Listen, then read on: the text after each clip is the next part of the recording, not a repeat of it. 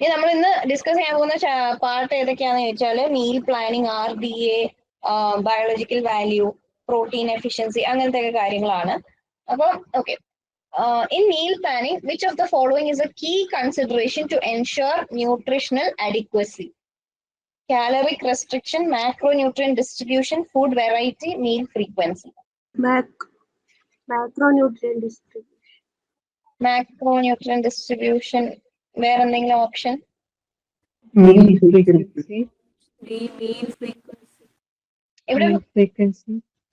ഇവിടെ ചോദിക്കുന്ന കാര്യം ന്യൂട്രീഷണൽ അഡിക്വസി എന്ന് പറയുന്ന ഒരു കാര്യമാണ്. അതായത് എല്ലാ ന്യൂട്രിയൻസും കറക്റ്റ് ആയിട്ട് ഉണ്ടാകാൻ ഉറപ്പുവരുത്താൻ എന്താണ് നമ്മൾ കൺസിഡർ ചെയ്യേണ്ടത്? Food variety. Yeah, exactly. So answer is food variety. Frequency. Meal frequency എന്ന് പറഞ്ഞാൽ നമ്മൾ ഏതൊക്കെ സമയത്ത് കഴിക്കുന്നു എന്നേ ഉള്ളൂ. അത് എന്ത് ഫുഡാണ് കഴിക്കുന്നത് എന്നുള്ളത് അവിടെ അഡ്രസ്സ് ചെയ്യുന്നില്ല. ഇപ്പം മാക്രോന്യൂട്രിയൻ ഡിസ്ട്രിബ്യൂഷൻ എന്ന് പറയുമ്പോൾ അവിടെ മാക്രോ ന്യൂട്രിയന്റ് എന്ന് മാത്രമേ ഉള്ളൂ. ന്യൂട്രീഷണൽ അഡിക്വസി എന്ന് പറയുമ്പം നമുക്ക് എല്ലാ ന്യൂട്രിയൻസിനെയും കൺസിഡർ ചെയ്യണം. അപ്പം ഈ ഫുഡ് വെറൈറ്റി എന്ന് പറയുന്ന സംഭവം, അതായത് പലതരം ഭക്ഷണങ്ങൾ ഉൾപ്പെടുത്തിയാലാണ്. അപ്പൊ നമുക്കറിയാം നമുക്ക് കുറെ ഫുഡ് ഗ്രൂപ്പ്സ് ഉണ്ട്, 5 ഫുഡ് ഗ്രൂപ്പ്സ് ഒക്കെ ഉണ്ട്. അപ്പൊ ആ ഫുഡ് ഗ്രൂപ്പ്സിലെ പല ഫുഡ്സും എല്ലാ ഫുഡ് ഗ്രൂപ്പിൽ നിന്നും പല വെറൈറ്റി ആയിട്ടുള്ള ഡിഫറെന്റ് ഫുഡ്സ് നമ്മൾ പിക്ക് ചെയ്ത് എടുത്താൽ മാത്രമാണ് ഈ ന്യൂട്രീഷണൽ അഡിക്വസി. അതായത് പ്രത്യേകിച്ച് ഈ പറയുന്ന മാക്രോ ന്യൂട്രിയൻസിലല്ല പ്രശ്നം വരുന്നത്. ഏതിലായിരിക്കും കൂടുതൽ പ്രശ്നം വരുന്നത്? നമുക്ക് ഈ വെറൈറ്റി കൊണ്ട് എന്തിനെയാണ് അഡ്രസ് ചെയ്യാൻ പറ്റുന്നത്? മൈക്രോന്യൂട്രിയൻസ്. Micro nutrient deficiency. അപ്പം നമ്മൾ പലപ്പോഴും ഈ ഫോർട്ടിഫിക്കേഷന്റെ ഒക്കെ കാര്യങ്ങൾ പറയുമ്പോൾ എന്തിന് ഫോർട്ടിഫൈ ചെയ്യണം, അതായത് ഇപ്പം എക്സാമ്പിൾ നമ്മൾ പറഞ്ഞ ഇപ്പോഴത്തെ നമ്മുടെ ഇപ്പൊ ഇന്ത്യയിൽ റൈസ് ഫോർട്ടിഫൈ ചെയ്യുന്നുണ്ട്, പുതിയതായിട്ട് വന്ന ഒരു സംഭവമാണ്. അപ്പം അത് എന്തുകൊണ്ടാണെന്നുള്ളതിന് പ്രധാനപ്പെട്ട ഒരു റീസൺ പറഞ്ഞത് നമ്മുടെ നാട്ടില് ഫുഡ് വെറൈറ്റീസ് ഓഫ് ഫുഡ് ഭയങ്കര കുറവാണ്. അതായത് ഡയറ്ററി ഡൈവേഴ്സിഫിക്കേഷൻ എന്ന് പറഞ്ഞൊരു വാക്കുണ്ട്, ഡയറ്ററി ഡൈവേഴ്സിറ്റി എന്ന് പറഞ്ഞാല് അതായത് പലതരം ഭക്ഷണങ്ങൾ കഴിക്കാനുള്ള, അതായത് ഇപ്പൊ നമ്മൾ സാധാരണ രീതിയിൽ ഇപ്പൊ ഒരു കോമൺ ആയിട്ടുള്ള ഒരു ഹൗസ് ഹോൾഡ് നമ്മൾ കണ്ടുവരുന്നത് ഇപ്പൊ കോസ്റ്റൽ ഏരിയയിലാണെങ്കിൽ ചോറും മീനും, അല്ലെങ്കിൽ ഒരു സാധാരണ ഏരിയയിലാണെങ്കിൽ ചോറും ഇന്ന പച്ചക്കറി, അത്തരം ഒരു 1-2 ഇതിലേക്ക് മാത്രം റെസ്ട്രിക്ട് ചെയ്യുന്ന ഒരു അവസ്ഥയുണ്ട്. അപ്പൊ അതുകൊണ്ടാണ് ഫുഡ് വെറൈറ്റി വളരെ ഇമ്പോർട്ടന്റ് ആണെന്ന് പറയപ്പെടുന്നത്. അപ്പൊ ഇത് കാണുമ്പോൾ നമുക്ക് അത്ര ഇമ്പോർട്ടന്റ് ആയിട്ട് തോന്നൂലെങ്കിലും ഈ ന്യൂട്രീഷണൽ അഡിക്വസി പോയിന്റ് ഓഫ് വ്യൂവിൽ ഡയറ്ററി ഡൈവേഴ്സിറ്റി വളരെ വളരെ ഇമ്പോർട്ടന്റ് ആണ്. Okay. ICMR stands for International Council of Medical Research, Indian Council of Medical Research, International Corporation of Medical Research, none. Indian Council of Medical Research. Indian Council of Medical Research. അതായത് നമ്മുടെ ICMR എന്താണ്? ICMRന്റെ പ്രത്യേകത എന്താണ്? Nutritional point of വ്യൂവിൽ എന്താണ് ICMR ചെയ്യുന്നത്? RDA. അതായത് നമ്മുടെ എന്തൊക്കെയാണ് ന്യൂട്രിയൻസിന്റെ ഒക്കെ RDAയും സ്പെസിഫിക്കേഷൻസും ഗൈഡ് ലൈൻസും ഒക്കെ പുറത്തു കൊണ്ടുവരുന്നത് ICMR ആണ്. ഇപ്പൊ അമേരിക്കയിലൊക്കെ ആണെങ്കിൽ US FDA ഉണ്ട്, IDA ഇന്റർനാഷണൽ ഡയറ്ററി അസോസിയേഷനും കാര്യങ്ങളൊക്കെ ഉണ്ട്. അപ്പം നമ്മുടെ നാട്ടില് ICMR ആണ് മെയിൻ ആയിട്ടുള്ള ഇതിന്റെ ബോഡി എന്ന് പറയുന്നത്. Okay. The energy measured using a bomb calorimeter for 1 gram of protein is dash kilocalorie. 4.1, 5.65, 6.1, 7.1. 5.65. അതായത് നമ്മളിവിടെ പ്രത്യേകം എടുത്തു നോക്കേണ്ട കാര്യം ബോംബ് കാലറിമീറ്റർ എന്നുള്ള ഒരു വാക്ക് ഉപയോഗിച്ചിട്ടുണ്ട്. അതായത് യഥാർത്ഥത്തിൽ നമ്മൾ ആ ബോംബ് കാലറിമീറ്ററിൽ വെക്കുമ്പോഴത്തേക്ക് 1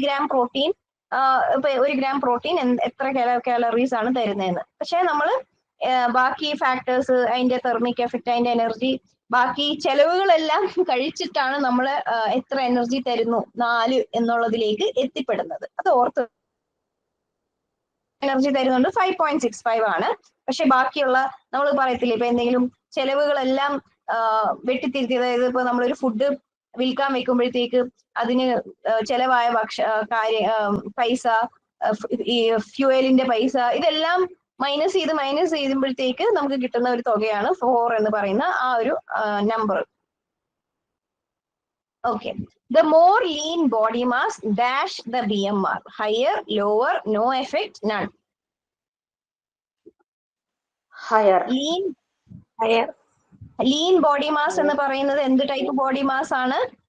ലീൻ എന്ന് പറയുമ്പോൾ muscle mass.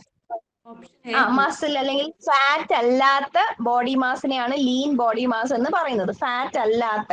അപ്പൊ അത് കൂടും തോറും നമ്മുടെ ബേസൽ മെറ്റബോളിക് റേറ്റ് കൂടും.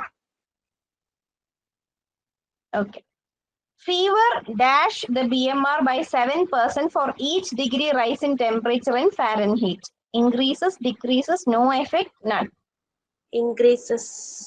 അതായത് ഓരോ ഡിഗ്രി ഇപ്പം ഡിഗ്രി ടെമ്പറേച്ചർ, അതായത് 101 അങ്ങനെയൊക്കെ വരത്തില്ലേ, 101, 102 എന്നൊക്കെ ഉള്ള ഓരോ ടെമ്പറേച്ചർ അതും ഫാരൻഹീറ്റിലാണ്. ടെമ്പറേച്ചർ കൂടും തോറും BMR 7% ആണ് കൂടുന്നത്. ഓക്കെ. കാരണം നമ്മുടെ ബോഡിയുടെ ഹീറ്റ് കൂടുന്നു, അങ്ങനെ ഒത്തിരി ഫാക്ടേഴ്സ് കാരണം നമുക്ക് പനി ഉള്ളപ്പോൾ നമ്മൾ ഓർക്കുക നമ്മുടെ ബോഡി കൂടുതൽ എനർജി നമുക്ക് സപ്ലൈ ചെയ്യേണ്ടതായിട്ട് വരുന്നുണ്ട്. Okay. Smoking and high intake of caffeine dash BMR. Increase ചെയ്യോ ഡിക്രീസ് ചെയ്യോ എഫക്റ്റ് ഇല്ല, നൺ. ഇൻക്രീസ് ആണ് ചെയ്യുന്നത്. അപ്പം ചില അതായത് സ്ട്രെസ് കൊടുക്കുന്ന കാര്യങ്ങൾ, അതായത് ഇപ്പം കഫീൻ എന്നൊക്കെ പറയുന്നത് ഉത്തേജിപ്പിക്കുന്ന കാര്യങ്ങളാണല്ലോ. അപ്പൊ അത്തരത്തിലുള്ള കാര്യങ്ങൾ നമ്മുടെ ബോഡിയുടെ മെറ്റബോളിസത്തെ ഒരുപാട് കൂട്ടുന്നതാണ്. അപ്പൊ അതുകൊണ്ട് തന്നെ ഇൻക്രീസ് ചെയ്യും. അപ്പൊ അങ്ങനത്തെ കാര്യങ്ങളൊക്കെ എടുക്കുന്നത് നമ്മുടെ BMR കൂട്ടും. അപ്പം ഇൻക്രീസസ് ദ BMR. ഓക്കെ. ഇത് നമ്മുടെ പ്രോട്ടീന്റെ ഭാഗത്തുണ്ടായിരുന്ന ഒരു ക്വസ്റ്റ്യൻ ആണ്, നല്ല സാരമില്ല. Which amino acid is a precursor for the synthesis of the neurotransmitter serotonin? Tyrosine, tryptophan, glutamine, phenylalanine. Serotonin എന്ന ട്രിപ്റ്റോഫാൻ ആണ് ന്യൂറോ ട്രാൻസ്മിറ്റർ സെറോട്ടോണിനായിട്ട് കൺവേർട്ട് ചെയ്യപ്പെടുന്നത്. ഓക്കെ. കാണുന്നുണ്ടോ? Increased amount of dietary fiber in diet dash the chances of obesity. Decrease the chances of obesity. Decrease the chance of obesity. കാരണം എന്താണ് നമ്മുടെ ബോഡിയിൽ dietary fibre കൂടുന്തോറും വെയിറ്റ് ഗെയിൻ ഉള്ള അവസ്ഥ കുറയും. എന്തുകൊണ്ടൊക്കെ ആയിരിക്കും? സാറ്റൈറ്റി ഫീലിംഗ് വരും. അതേപോലെ തന്നെ ബൾക്ക് തോന്നിക്കും, നമ്മൾ കുറച്ചേ ഭക്ഷണം കഴിക്കുള്ളൂ. അപ്പൊ അതുകൊണ്ട് തന്നെ സ്ലോവർ ആയിരിക്കും ഡൈജഷനും കാര്യങ്ങളും ഒക്കെ. അപ്പൊ അതുകൊണ്ട് തന്നെ നമ്മൾ ഭക്ഷണം കഴിക്കുന്നത് കുറയുമ്പോൾ ഡെഫിനറ്റ്ലി ചാൻസസ് ഓഫ് ഒബീസിറ്റി കുറവായിരിക്കും.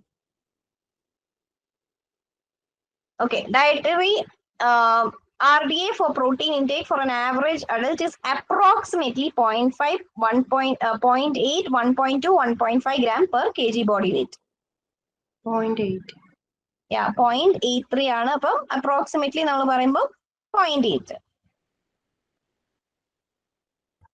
Which of the following best describes NEAT? NEAT എന്തായിരുന്നു ഓർക്കുന്നുണ്ടോ? ആരെങ്കിലും നീറ്റിന്റെ ഫുൾ ഫോം ഒന്ന് പറയാ, ഓർത്തെടുത്ത് പറയാൻ പറ്റുമോ? Non exercise activity thermogenesis. Yes, അത് തന്നെ, കറക്റ്റ്, വെരി ഗുഡ്. അപ്പൊ നോൺ എക്സർസൈസ് ആക്ടിവിറ്റി തെർമോജെനിസിസ്, അതായത് ഇതിന്റെ ഫുൾ ഫോം ഉണ്ടായിരുന്നെങ്കിൽ നമുക്ക് ഈസി ആയിട്ട് ഈ ക്വസ്റ്റ്യൻ നമുക്ക് ആൻസർ ചെയ്യാവുന്നതേ ഉള്ളൂ. എന്തായിരിക്കും? expended during high intensity physical activity, energy expended during sleep, energy used for all activities including exercise such as fidgeting, standing, walking. ഏതാണ്? Food digestion and metabolism. ഏതാണ് ആൻസർ? C madam. സി. അതായത് ഇതിന്റെ നീറ്റിന്റെ full form തന്നെ non exercise, അതായത് exercise, അതായത് ഒരു formal exercise എന്ന് പറഞ്ഞ് നമ്മൾ ചെയ്യാത്തതെല്ലാം ഈ നീറ്റ് എന്ന കടത്തിൽ പെടും. എക്സാമ്പിൾ, നമ്മൾ ചുമ്മാ അങ്ങോട്ടും ഇങ്ങോട്ടും നടക്കുക, പിന്നെ അതിലെല്ലാം എനർജി വേണമല്ലോ. ചുമ്മാ കൈയും കാലും ഇട്ട് അനക്കുന്നതും ഫിഡ്ജറ്റ് ചെയ്യാന്ന് പറയത്തില്ലേ, സ്റ്റാൻഡിങ്, വാക്കിംഗ്. നമ്മൾ എക്സർസൈസ് എന്ന ഇതിലൂടെ ഒരു ഇന്റൻഷനലി ചെയ്യാത്തത് എല്ലാ കാര്യങ്ങളും നീറ്റിൽ പെടുന്നതാണ്. അതൊരു ആക്ച്വലി ഫിസിക്കൽ ആക്ടിവിറ്റിയുടെ ഒരു വലിയ ഭാഗം തന്നെയാണ്. ഇപ്പൊ ഒരു എക്സസൈസ് ചെയ്യാത്ത ഒരാളെ സംബന്ധിച്ചിടത്തോളം നീറ്റ് ഒരു big part of energy expenditure ആണ്. What is the key difference between the estimated average requirement, which is EAR, and the recommended dietary allowance, RDA? EAR is based on the nutrient needs of individuals, while RDA is for group. EAR is amount of nutrient required to meet the needs of 50% of individuals, whereas RDA covers 97 to 98. Percent of individuals? B. Answer is B. നമ്മൾ ഒരുപാട് പ്രാവശ്യം ഇത് പറഞ്ഞതാ അല്ലെ, ക്ലാസ്സിൽ repeat ചെയ്ത് പറഞ്ഞതാണ്. EAR എന്ന് പറഞ്ഞാൽ ഒരു പകുതി പേരുടെ ആളുകളുടെയൊക്കെ എന്താണ് ന്യൂട്രിയൻ റിക്വയർമെന്റ്സ് ഫുൾഫിൽ ചെയ്യുന്നുണ്ടോ എന്ന് നോക്കുന്നതാണ്. പക്ഷെ RDA കുറച്ചും കൂടെ സേഫർ സൈഡിന് വേണ്ടിയിട്ട് എല്ലാ ഒരു പോപ്പുലേഷന്റെ ഈ ഒരു ഭൂരിഭാഗം, അതായത് 98% ഉള്ള ആളുകൾക്കും ഒരു ഡെഫിഷ്യൻസി വരാതിരിക്കാൻ വേണ്ടിയിട്ട് കുറച്ച് എക്സ്ട്രാ കൊടുക്കുന്ന ഒരു സംഭവമാണ് RDA എന്ന് പറയുന്നത്. ഒരു സേഫ്, മാക്സിമം സേഫ് ആക്കി വെക്കാനായിട്ട്. Okay. Which of the following is a primary purpose of the estimated average requirement? നമുക്ക് ഓൾറെഡി RDA ഉണ്ട്, പിന്നെ എന്തിനാണ് ഈ estimated average requirement EAR? A, to ensure that everyone gets the same nutrient amount, to assess the prevalence of nutrient deficiencies in a population, to recommend nutrient intake levels of individuals based on age and sex, to guide food labeling and packaging in supermarkets. B. എപ്പോഴും EAR ആണ് വലിയ population സ്റ്റഡീസിനോ അല്ലെ അത്തരം കാര്യങ്ങൾ. എപ്പോഴും EAR നമ്മൾ എടുക്കുന്നത് ഒരു ഫുൾ പോപ്പുലേഷൻ സ്റ്റഡീസിനോ അങ്ങനത്തെ കാര്യങ്ങളിലായിരിക്കും. ബാക്കി ഇപ്പം ഇൻഡിവിജ്വൽസിന് വേണ്ടിയിട്ട്, അതായത് ഏജും സെക്സും ഒക്കെ റിലേറ്റഡ് ആയിട്ട് റെക്കമെൻഡ് ചെയ്യണമെങ്കിൽ നമ്മൾ തീർച്ചയായും RDA തന്നെയായിരിക്കും എടുക്കുന്നത്. അതേപോലെ തന്നെ ഫുഡ് ലേബിളിങ്ങിലും പാക്കേജിങ്ങിലും ഒക്കെ ഇപ്പൊ നമ്മൾ ഏതെങ്കിലും ന്യൂട്രീഷൻ ഇൻഫർമേഷൻ ഒക്കെ നോക്കുവാണെങ്കിലും usually they give reference of RDA, ഇത്ര പെർസെന്റ് RDA എന്നുള്ളതായിരിക്കും അത് നോക്കുന്നത്. ഓക്കെ. നമ്മുടെ ആക്ച്വലി ലേബലിംഗ് റൂൾസിൽ ഈ RDA ന്യൂട്രീഷണൽ ഇൻഫർമേഷനിൽ RDAയുടെ പെർസെന്റേജ് വേണമെന്ന് നിർബന്ധമൊന്നും ഇല്ല. അത് ചില കമ്പനീസ് ഒരു ഇതിന് വേണ്ടിയിട്ട് എടുക്കുന്നതേ ഉള്ളൂ. So it's not mandatory. അത് ഒന്ന് ഓർത്ത് വെക്കുക. അപ്പൊ അങ്ങനെ ഒരു ക്വസ്റ്റ്യൻ ഒക്കെ ഉണ്ടെങ്കിൽ എനിക്ക് ആൻസർ ചെയ്യാൻ പറ്റണം. അതായത് ഫുഡ് സേഫ്റ്റി, ഞാൻ ഫുഡ് സേഫ്റ്റി ലോയുടെ ഇതിൽ വരുന്നോണ്ടാണ് ഞാനത് ഒരു സെപ്പറേറ്റ് ക്വസ്റ്റ്യൻ ആയിട്ട് എടുക്കാഞ്ഞത്. പക്ഷെ നിങ്ങൾക്ക് ഇതിനെ പറ്റി ഒരു ധാരണ വേണം. അതായത് ന്യൂട്രീഷണൽ ലേബലിങ്ങിനകത്ത് ന്യൂട്രിയൻ കണ്ടന്റ് ഒക്കെ, അതായത് ഫാറ്റ്, പ്രോട്ടീൻ, ഇതെല്ലാം മാക്രോ ന്യൂട്രിയൻസും ഷുഗറും ഒക്കെയാണ് നമ്മൾ ന്യൂട്രിയൻ ഇൻഫർമേഷനിൽ മസ്റ്റ് ആയിട്ട് വേണ്ട കാര്യങ്ങൾ. എന്നാൽ ഈ പറഞ്ഞ പെർസെന്റ് RDA ഒക്കെ ചില കമ്പനീസ് അല്ലെങ്കിൽ ചില പ്രോഡക്ട്സിൽ മാത്രമേ നിങ്ങൾക്ക് കാണാൻ പറ്റത്തുള്ളൂ. ചില പ്രോഡക്ട്സിൽ അങ്ങനെ കാണണമെന്ന് നിർബന്ധമില്ല. അപ്പം അത് ആക്ച്വലി മാൻഡേറ്ററി അല്ല. അതുകൊണ്ടാണ്. മറ്റേത് എന്തായാലും വേണം. അതുകൊണ്ട് അതേപോലെ തന്നെ ഇൻഗ്രീഡിയൻസ് ഒക്കെ എന്ന് പറഞ്ഞാൽ മസ്റ്റ് ആയിട്ട് വേണ്ട കാര്യങ്ങളാണ്. അപ്പം എന്തൊക്കെയാണ് ഒരു ലേബിളിൽ വേണ്ടത് എന്നുള്ളത് food safety and standard like FSSAIയുടെ സൈറ്റിലും കാര്യങ്ങളിലും ഒക്കെ ഇത് ഉണ്ടാവും. അപ്പൊ അതൊക്കെ ഒന്ന് നിങ്ങൾ നോക്കി വെക്കുന്നത് നല്ലതായിരിക്കും. Okay. Which of the following conditions would most likely require adjustments in the RDA for a nutrient? Adjustments in the RDA for a nutrient. Aging without any chronic disease, acute illness or recovery from surgery, participation in a sedentary lifestyle, regular consumption of a balanced diet. Okay. അപ്പൊ ഇവിടെ ചോദിച്ചിരിക്കുന്ന question എന്ന് പറഞ്ഞാൽ നമ്മൾ RDA compute ചെയ്യുമ്പോഴത്തേക്ക് നമ്മൾ എന്ത് adjustment എന്ന ഒരു ഹെഡിങ് നമ്മൾ പഠിച്ചിട്ടുണ്ട് അല്ലെ. അതായത് already requirements plus some safety factors എന്ന്. അപ്പൊ ഈ സേഫ്റ്റി ഫാക്ടേഴ്സ് എന്ന് പറയുമ്പോൾ അതായത് ശരിക്കും അത്രയും വേണ്ട, പക്ഷെ ഒരു സേഫ്റ്റിക്ക് വേണ്ടി നമ്മൾ കരുതുന്ന കാര്യങ്ങൾ, അതിൽ പെട്ടതാണ് ഈ അക്യൂട്ട് ഇൽനെസ് അല്ലെങ്കിൽ റിക്കവറി ഫ്രം സർജറി. ഇപ്പം സെഡൻഡറി ലൈഫ് സ്റ്റൈൽ ഒക്കെ ഓൾറെഡി നമ്മൾ RDA പറയുന്നുണ്ട്. അത് അഡ്ജസ്റ്റ്മെന്റിൽ വരുന്നതല്ല. Okay. So this is the answer, acute illness അല്ലെങ്കിൽ റിക്കവറി. ഇപ്പം എക്സാമ്പിൾ നമ്മൾ കുറെ എല്ലാ ദിവസവും ഫുള്ളായിട്ട് കറക്റ്റ് ആയിട്ട് ഭക്ഷണം കഴിച്ചു, പക്ഷെ കുറച്ച് നാളുകൾ നമ്മൾ എന്തെങ്കിലും സർജറിക്കോ അല്ലെങ്കിൽ ഇൽനെസ്സോ ഒക്കെ വരുവാണെങ്കിൽ നമുക്ക് ആ ഒരു ലോസ് കുറച്ച് നാൾ നമുക്കത് കഴിക്കാൻ പറ്റത്തില്ല. അപ്പം അത് കോമ്പൻസേറ്റ് ചെയ്യണം നമ്മുടെ ബാക്കിയുള്ള ദിവസങ്ങളിലെ ഭക്ഷണം. Which statement is true about the difference between EAR and RDA in terms of nutrient adequacy? RDA is always higher than the EAR to cover the needs of almost all individuals. EAR represents the intake level required for the prevention of deficiency, while RDA addresses the risk of chronic diseases. The EAR and RDA are equivalent in terms of nutrient intake. EAR is designed to meet the needs of 75% of the population, while RDA is tailored to individuals. എന്താണ് true? Option A. Option A, അതായത് RDA is always higher than the EAR to cover the needs of almost all individuals. ഇതാണ് correct answer. Okay. Which of the following is the most likely outcome when NEAT is reduced? NEAT എന്ന് പറയുന്നത് മറ്റേ NEAT തന്നെയാണ്, non exercise activity തെർമോജനസിസ്. NEAT കുറയുമ്പോൾ എന്തൊക്കെയാണ് സംഭവിക്കാൻ സാധ്യതയുള്ളത്? A decrease in BMR due to reduced muscle mass, increase in caloric intake due to higher hunger signals, increase in the risk of obesity due to reduced overall energy expenditure, shift from fat storage to lean muscle accumulation. C ആണ് മാം. C ആണ്. അതായത് മൊത്തത്തില് energy expenditure കുറവായതുകൊണ്ട് ഒരു increase in risk of obesity ഉണ്ടാവാം. Okay, this is again a protein question. Which essential amino acid is often limiting in cereal grains, especially in wheat and rice? Tryptophan, methionine, lysine, phenylalanine.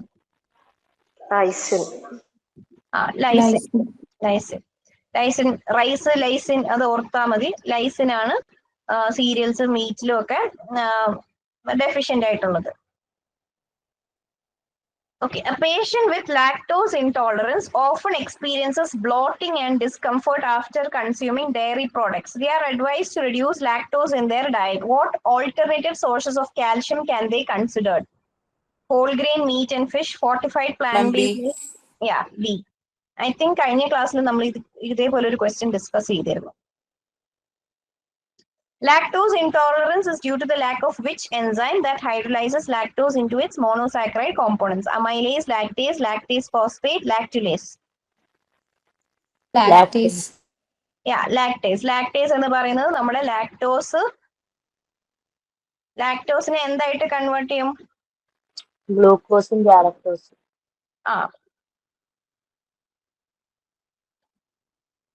Okay, ഇതൊരു FSO question 2020.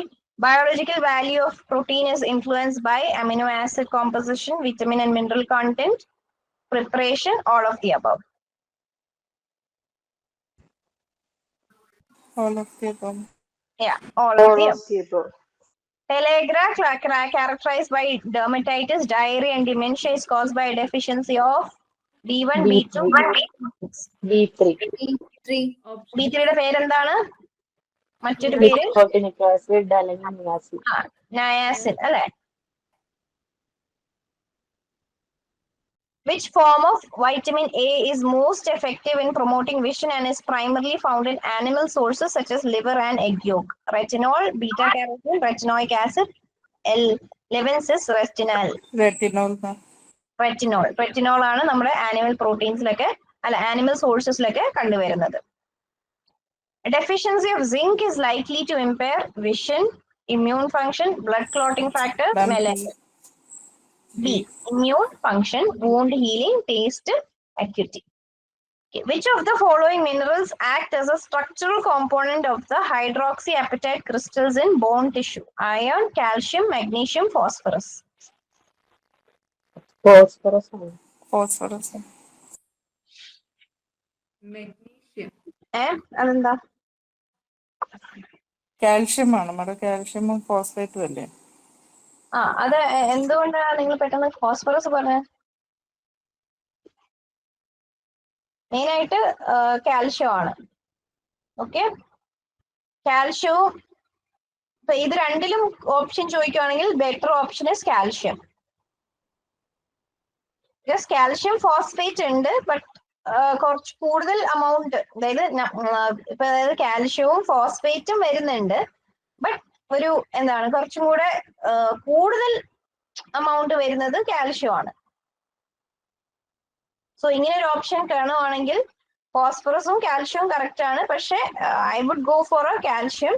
But even if you say like phosphorus ഉണ്ടോ, അതായത് component എന്ന് മാത്രമേ കൊടുത്തിട്ടുള്ളൂ, രണ്ടും വരുന്നുണ്ട്. Calcium ഒരു better option ആയിരിക്കും, പക്ഷെ ഈ പറഞ്ഞ പോലെ ചിലപ്പം ഇതിന് തർക്കം വരാൻ ചാൻസ് ഉണ്ട്. Okay, which component of energy expenditure typically account for the largest percentage of daily energy expenditure in a sedentary person? Physical activity, BMR, thermic effect of food, adaptive thermogenesis. BMR. ഒരു sedentary ആയിട്ടുള്ള ആൾക്ക് ഏറ്റവും കൂടുതൽ percentage energy spend ചെയ്യുന്നത് തീർച്ചയായും നമ്മുടെ basal metabolic റേറ്റിലായിരിക്കും. ഒരു ഒരു സെഡൻഡറി ഒരു നോർമൽ ആളുകൾക്ക് എല്ലാവർക്കും തന്നെ ഒരു എക്സ്ട്രീംലി ഹൈലി ഫിസിക്കലി ആക്റ്റീവ് ആയിട്ടുള്ള ഒരു പേഴ്സൺ ലൈക്ക് അത്ലീറ്റ് അങ്ങനെയൊക്കെയുള്ള ഒരാളാണെങ്കിൽ ബോഡി ബിൽഡറോ അത്ലീറ്റോ അങ്ങനെയൊക്കെ ഒരു വ്യക്തിയാണെങ്കിൽ മാത്രമായിരിക്കും BMR-നേക്കാൾ കൂടുതൽ എനർജി എക്സ്പെൻഡിച്ചർ വേറെ എന്തിനെങ്കിലും ഒക്കെ വരുന്നത്. ഓക്കെ, ഈ അഡാപ്റ്റീവ് തെർമോജനസിസ് എന്താണെന്ന് അറിയോ? നമ്മൾ ഡിസ്കസ് ചെയ്തിട്ടുണ്ടോ അഡാപ്റ്റീവ് തെർമോജനസിസ്? ഇല്ല മാം. ഓക്കെ, അഡാപ്റ്റീവ് തെർമോജനസിസ് വേറൊന്നുമല്ല, നമ്മുടെ ബോഡിയിൽ അതായത് ബോഡി ഹീറ്റ് പ്രൊഡ്യൂസ് ചെയ്യുമല്ലോ. അതായത് ഒരു തണുപ്പുള്ള എൻവയൺമെന്റിൽ നമ്മൾ പോകുമ്പോൾ നല്ല സ്നോ ഒക്കെ ഉള്ള സ്ഥലത്ത് പോകുമ്പോഴത്തേക്കും നമ്മുടെ ബോഡി അതായത് നമ്മുടെ ബോഡി ഒരു അഡ്ജസ്റ്റ് ചെയ്ത് അതിനെ അഡ്ജസ്റ്റ് ചെയ്യാൻ വേണ്ടി ആ തണുപ്പില് താമസിക്കാൻ വേണ്ടി അല്ലെങ്കിൽ അഡ്ജസ്റ്റ് ചെയ്യാൻ വേണ്ടി നമ്മൾ എന്ത് ചെയ്യും, നമ്മുടെ ബോഡി ഹീറ്റ് പ്രൊഡ്യൂസ് ചെയ്യും. അതിനെയാണ് അഡാപ്റ്റീവ് തെർമോജനസിസ് എന്ന് പറയുന്നത്. അഡാപ്റ്റീവ് തെർമോജനസിസ് ആക്ച്വലി BMR-ന് കോൺട്രിബ്യൂട്ട് ചെയ്യുന്ന കാര്യമാണ്. അപ്പൊ നമ്മൾ കണ്ടിട്ടില്ലേ, അതായത് BMR increases when temperature decreases എന്ന് നമ്മളൊരു ഫാക്ടർ ആയിട്ട് പഠിച്ചിട്ടുണ്ടല്ലോ. അതായത് BMR തണുപ്പുള്ള രാജ്യങ്ങളിൽ BMR കൂടുതലായിരിക്കും because of this adaptive thermogenesis. Okay, which of the following factor does not influence basal metabolic rate? Age, sex, dietary intake, hormone level. B. എന്താ? Hormone levels. Hormone level ആയത് എന്താ? Hormone level എന്ന് പറയുന്നത് ഇപ്പൊ example thyroid എന്നൊക്കെ പറയുന്നത് നന്നായിട്ട് influence ചെയ്യുന്ന ഒരു കാര്യമാണ്. അതായത് മെറ്റബോളിസത്തിനെ നല്ലപോലെ ഇമ്പാക്ട് ചെയ്യുന്ന ഒരു കാര്യമാണ് തൈറോയ്ഡ് ലെവലൊക്കെ. ഫീമെയിൽസിന് മെയിൽസിനേക്കാൾ ഒരു ഡിഫറൻസും ഇല്ലേ അപ്പൊ മെറ്റബോളിസത്തില്? ആക്ച്വലി ഇത് ഈ ഉള്ളതില് 4 എണ്ണത്തിലും ഏറ്റവും കുറവ് ഇൻഫ്ലുവൻസ് ഉള്ളത് ഡു നോട്ട് എന്ന് കംപ്ലീറ്റ്ലി നമുക്ക് പറയാൻ പറ്റത്തില്ല. ഫോർ എക്സാമ്പിൾ നമ്മളിപ്പോ പട്ടിണി കിടന്നാൽ BMR ഒക്കെ കുറയും, ശരിയാണ്. പക്ഷെ ഈ 4 എണ്ണത്തിലും ഏറ്റവും best option I would go for dietary intake ആണ്. അതായത് ഇപ്പം വേറൊരു ഓപ്ഷൻ ഉണ്ട് എങ്കിൽ ഡയറ്ററി ഇൻടേക്ക് അല്ല. പക്ഷെ ഇതില് ഏജ് എന്ന് പറഞ്ഞാൽ ഡെഫിനറ്റ്ലി BMR ഏജ് കൂടുന്തോറും, അതായത് നമ്മൾ വയസ്സാകും തോറും BMR കുറയും. സെക്സ് എന്ന് പറയുമ്പം ഫീമെയിൽസിൽ കുറവാണ്, മെയിൽസിലായിരിക്കും ബെറ്റർ ഹയർ BMR. അതേപോലെ തന്നെ ഹോർമോൺ ലെവൽസ്, പ്രത്യേകിച്ച് തൈറോയിഡ് ഹോർമോൺസ് ഒക്കെ BMR-നെ വളരെയധികം എഫക്ട് ചെയ്യുന്നുണ്ട്. സോ ദ ബെസ്റ്റ് ഓപ്ഷൻ ഇതിനകത്ത് ഡയറ്ററി ഇൻടേക്ക് ആയിരിക്കും. Okay, thermic effect of food contributes approximately how much to the total daily energy expenditure? 5 to 10, 10 to 15, 15 to 20, 20 to 25. 5 to 10 ആണ് മാം. I would go for 10 to 15. 5 to 10 to 15 ആ ഒരു റേഞ്ചിൽ വെച്ച് 5 to 15 എന്ന് പറയാറുണ്ട്, 10 to 15 എന്നൊക്കെ പറയാറുണ്ട്. പക്ഷെ അതിൽ കൂടാൻ വഴിയില്ല. പിന്നെ depends on type of food also. Like നമ്മൾ പ്രോട്ടീൻ ഒക്കെയാണ് കൂടുതൽ കഴിക്കുന്നതെങ്കിൽ അതിനനുസരിച്ച് കൂടും. ആൻഡ് കാർബോഹൈഡ്രേറ്റ് മാത്രമാണ് കഴിക്കുന്നതെങ്കിൽ 5 to 10 ഒക്കെ ആയിരിക്കും കൂടുതലായിട്ട് വരുന്നത്. ഇപ്പൊ ഫാറ്റ് കൂടുതൽ അടങ്ങിയിരിക്കുന്ന ഭക്ഷണമാണെങ്കിൽ അതിലും കുറയും, ഈ 5%-നേക്കാളും കുറയും. So better option is 10 to 15% എന്ന് കൊടുക്കാം. The biological value of a protein measures A, digestibility of the protein, proportion of absorbed protein that becomes body protein, amino acid content, caloric content. B. എന്താണ്? അതായത് എത്രത്തോളം biological value എന്ന് പറയുമ്പോൾ നമ്മൾ ആ ഒരു പ്രോട്ടീന്റെ ഒരു നമ്മൾ അതിനെ കാറ്റഗറൈസ് ചെയ്യും അല്ലെ, high biological value, low biological value എന്നൊക്കെ. അതായത് എത്രത്തോളം എഫിഷ്യന്റ് ആണ് ആ പ്രോട്ടീൻ, നമ്മുടെ പ്രോട്ടീൻ എത്രത്തോളം ഉപയോഗിക്കപ്പെടും അല്ലെ, അബ്സോർബ് ചെയ്യപ്പെടും, യൂട്ടിലൈസ് ചെയ്യും, എത്രത്തോളം എഫിഷ്യന്റ് ആണ് അത് യൂട്ടിലൈസ് ചെയ്യാൻ, ആ ഒരു കാൽക്കുലേഷൻ ആണ് ബയോളജിക്കൽ വാല്യൂ എന്ന് പറയുന്നത്. അതായത് how much becomes body protein, അതായത് proportion of absorbed protein that becomes body protein. അതാണ് അതിന്റെ കറക്റ്റ് ആൻസർ. അതുകൊണ്ടാണല്ലോ നമ്മൾ നോൺ വെജിറ്റേറിയൻ സോഴ്സസിനെ വളരെ ഹൈ ബയോളജിക്കൽ വാല്യൂ പ്രോട്ടീൻ എന്ന് പറയുന്നത്. ഏറ്റവും ബെസ്റ്റ് പ്രോട്ടീൻ എന്ന് പറഞ്ഞാൽ എഗ് പ്രോട്ടീൻ, പിന്നെ വേ പ്രോട്ടീൻ, അങ്ങനെയൊക്കെയാണ്. പിന്നെയാണ് ബാക്കി വെജിറ്റേറിയൻ സോഴ്സ് പ്രോട്ടീൻ ഒക്കെ വരുന്നത്. Okay, a high biological value protein is most likely to lack one or more essential amino acids, be fully utilized in the body, have low nitrogen retention, be of plant origin. Be fully utilized in the body. Yeah, be fully utilized in the body. അതായത് മൊത്തത്തിൽ നമ്മൾ നേരത്തെ പറഞ്ഞ പോലെ തന്നെ മൊത്തത്തിൽ absorb ചെയ്യാനായിട്ട് വളരെ ഫുൾ എമൗണ്ട് അല്ലെങ്കിൽ എത്ര മാക്സിമം അബ്സോർബ് ചെയ്യാനായിട്ടുള്ള കഴിവുണ്ടാവും. Okay, protein efficiency ratio is primarily calculated using B. Calculated using A ആണ് മാം. എന്തായിരുന്നു PER എന്ന് പറയുന്നത്? നമ്മുടെ ഫസ്റ്റ് പഴയ ആദ്യത്തെ ഒരു പ്രോട്ടീൻ മെഷർമെന്റ് ആയിരുന്നു അല്ലെ? അതായത് എലികളെയൊക്കെ വെച്ച് ചെയ്ത്, അതായത് nitrogen intake of test subject അല്ലേ? Calculated by actually weight gain വെച്ചിട്ടാണ്. പ്രോട്ടീൻ എഫിഷ്യൻസി റേഷ്യോ എന്ന് പറയുന്നത് ആദ്യത്തെ ഒരു മെത്തേഡാണ്. അതൊന്നും ഇപ്പം അങ്ങനെ യൂസ് ചെയ്യാറില്ല എന്ന് ഞാൻ അങ്ങനെ പറഞ്ഞായിരുന്നു.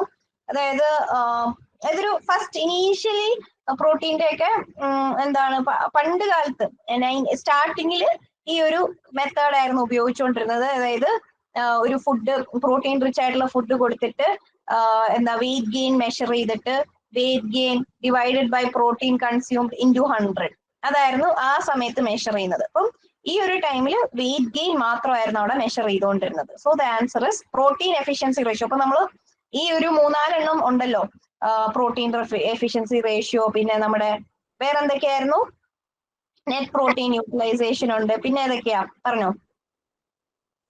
Net protein ratio, net protein utilization, പിന്നെ ഡയാസ്, പീഡിക്കാസ്, അങ്ങനെ കുറെ പ്രോട്ടീന്റെ കുറെ ഇതുണ്ടല്ലോ. അപ്പൊ അതിന് ഓരോന്നിനും നമ്മൾ ചിലപ്പോൾ കൺഫ്യൂസ്ഡ് ആകാൻ ചാൻസ് ഉണ്ട്. ഈ നെറ്റ് പ്രോട്ടീനും പ്രോട്ടീൻ എഫിഷ്യൻസി റേഷ്യോയും ഒക്കെ അങ്ങോട്ടും ഇങ്ങോട്ടും ഒക്കെ. അപ്പം ഒരു ടേബിൾ ഒക്കെ ഉണ്ടാക്കി ഓരോന്ന് എങ്ങനെയാണ്. അപ്പൊ മാത്രമല്ല ഏറ്റവും എന്താ പറയാ, ഒരു പൊട്ട എന്ന് പറഞ്ഞാൽ വളരെ എന്താ ലോ, അതായത് അത്രയും ആക്യുറസി കുറഞ്ഞ ഒരു മെത്തേഡിൽ പെട്ടതാണ് ഈ പ്രോട്ടീൻ എഫിഷ്യൻസി റേഷ്യോ എന്ന് പറഞ്ഞാൽ. അത് ഇപ്പൊ അങ്ങനെ ആരും യൂസ് ചെയ്യുന്ന ഒരു മെത്തേഡേ അല്ല, ആദ്യ കാലഘട്ടത്തിൽ യൂസ് ചെയ്തുകൊണ്ടിരുന്നതാണ്. അപ്പൊ just weight gain of A test subject മാത്രമാണ് ഇവിടെ കണക്കാക്കുന്നത്. അതായത് പ്രോട്ടീൻ അടങ്ങിയിരിക്കുന്ന ഭക്ഷണം കൊടുക്കും, അതിനുശേഷം എലികള് ഇപ്പൊ എക്സാമ്പിൾ 200 ഗ്രാം പ്രോട്ടീൻ അടങ്ങിയ ഭക്ഷണം കൊടുക്കുന്നു. അത് എത്രത്തോളം വെയിറ്റ് ഗെയിൻ ഉണ്ടായി എന്ന് കാൽക്കുലേറ്റ് ചെയ്തിട്ട് അതിന്റെ ഒരു ഡിഫറൻസ് വെച്ചിട്ടാണ് ഇത് കണ്ടുപിടിക്കുന്നത്. അത്രേ ഉള്ളൂ. ഇവിടെ നൈട്രജൻ ഇൻടേക്ക് അവിടെ വരുന്നില്ല. ഓക്കെ, അപ്പൊ ഇത് എന്താന്ന് വെച്ചാൽ ഈ ഒരു കാര്യം നമുക്ക് കൺഫ്യൂഷൻ വരുന്നത് നമ്മുടെ NPUയും എല്ലാം വെച്ചിട്ട് ആ ഒരു ഇതിൽ വെച്ചിട്ട്, അതുകൊണ്ട് ഓരോന്നിനും ഡിഫറൻസ് ആണ്. ഇപ്പൊ PER വരുന്നത് വെയിറ്റ് ഗെയിൻ മാത്രമാണ്. PER, protein efficiency ratio, is used for evaluating which of the following: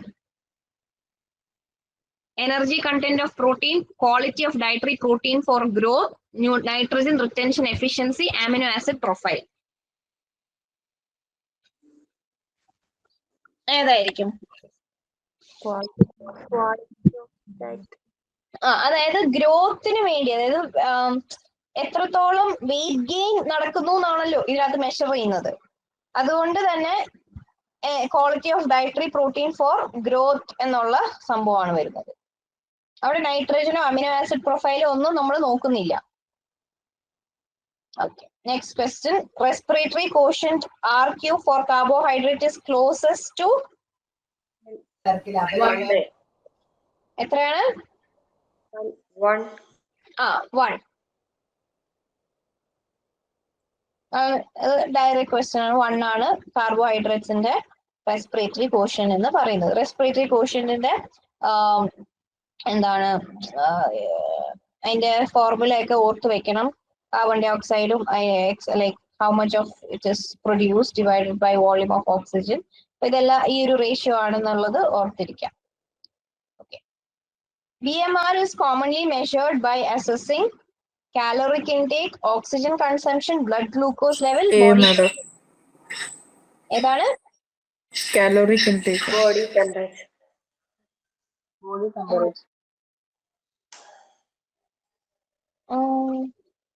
അതെന്താ അതെന്താ അതിനൊരു കൺഫ്യൂഷൻ വരാൻ കാരണം BMR എന്ന് പറയുമ്പോൾ ബേസൽ മെറ്റബോളിക് റേറ്റ് ആണ്. അതെങ്ങനെയാണ് മെഷർ ചെയ്യുന്നത്? നമ്മളൊരു അപ്പാരറ്റസിനെ ഒക്കെ പറ്റി പഠിച്ചായിരുന്നു. Oxygen consumption. അതെ അതെ. ഒരു ഒന്നാമത്തെ മെത്തേഡ് എന്ന് പറഞ്ഞാൽ നമ്മളൊരു ചേംബറിൽ മെറ്റബോളിക് ചേംബറിനകത്തോട്ട് മെഷർ ചെയ്യുന്നതുണ്ട്.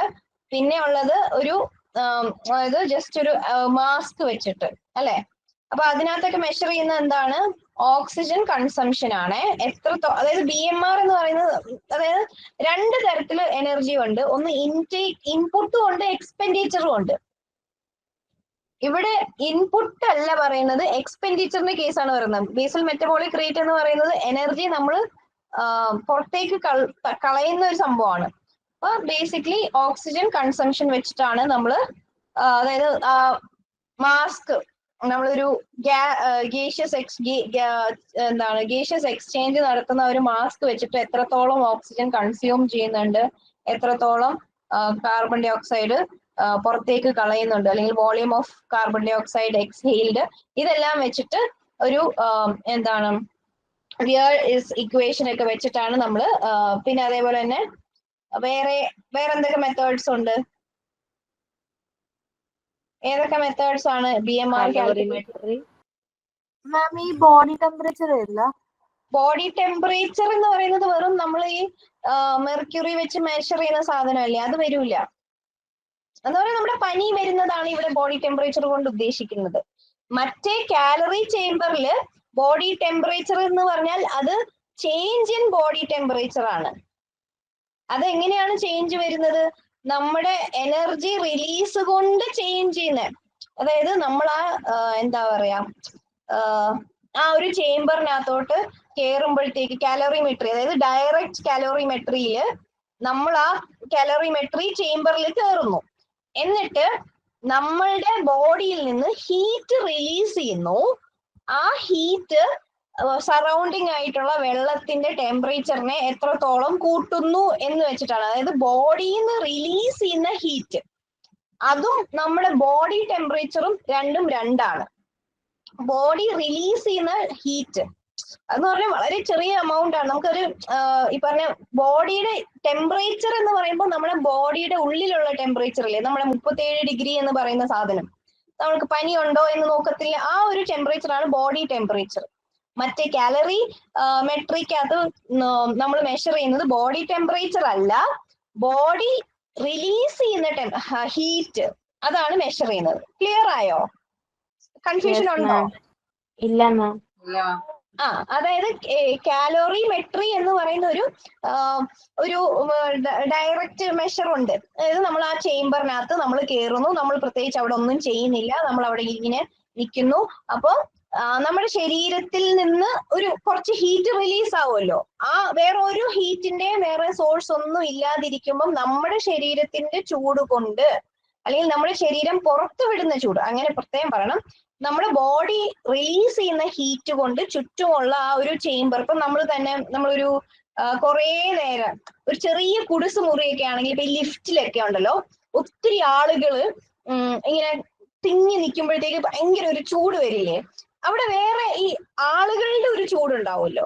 സോ ബേസിക്കലി അങ്ങനെ ഒരു കുടിസ് മുറി പോലത്തെ ഒരു സംഭവമാണ്. അപ്പം അവിടെ ഒരു വ്യക്തി അല്ലെങ്കിൽ ഒരു ഹ്യൂമൻ ബീങ്ങിന്റെ ബോഡി ഹീറ്റ് കൊണ്ടാണ് അവിടെ ഹീറ്റപ്പ് ആവുന്നത്, അല്ലെങ്കിൽ ആ ഒരു സ്ഥലം ചൂട് കൂടുന്നത്. സോ അതാണ് അവിടെ ഉദ്ദേശിക്കുന്നത്. ബോഡി ടെമ്പറേച്ചർ എന്ന് പറഞ്ഞാൽ നമ്മുടെ ഉള്ളിലെ ടെമ്പറേച്ചർ ആണ്. രണ്ടും കൺഫ്യൂസ്ഡ് ആവരുത്. ഇവിടെ നമ്മൾ BMR മെഷർ ചെയ്യുന്നത് അതൊരു ഇൻഡയറക്റ്റ് മെത്തേഡിൽ വരുന്നതാണ് ഈ ഓക്സിജൻ കൺസംഷൻ എന്ന് പറയുന്നത്. മറ്റേത് ഡയറക്റ്റ് മെത്തേഡാണ്.